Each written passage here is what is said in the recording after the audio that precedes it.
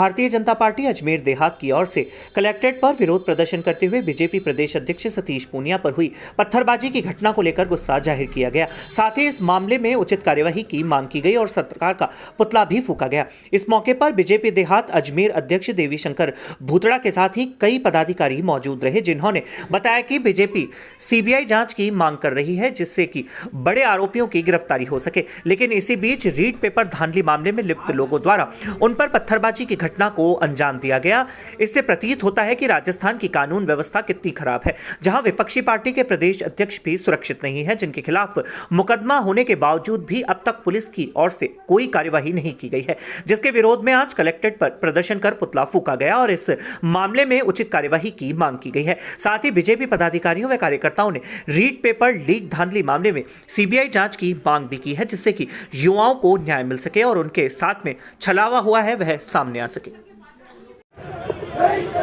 राजस्थान के अंदर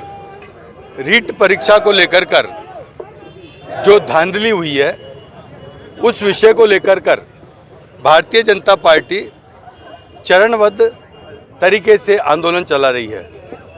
आज उसी कड़ी में अनुसूचित जाति मोर्चे के द्वारा कार्यक्रम होने जा रहा है।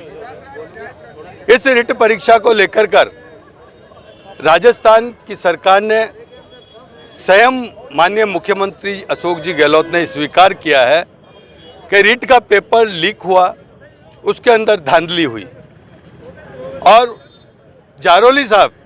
ने भी खुद ने स्वीकार किया है कि ये मेरे स्तर पर नहीं हुई है, बल्कि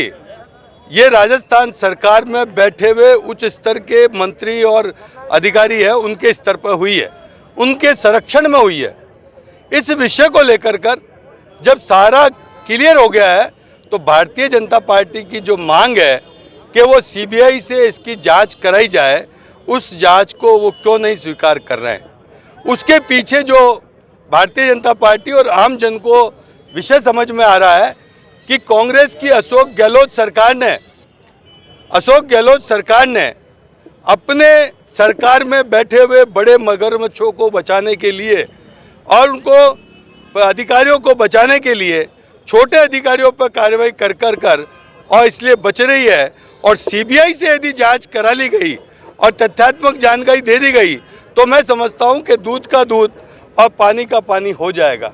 इन सारे विषयों को लेकर कर क्योंकि राजस्थान में 3.5 वर्ष से जिस तरीके से पेपर लीक होना और उसके बाद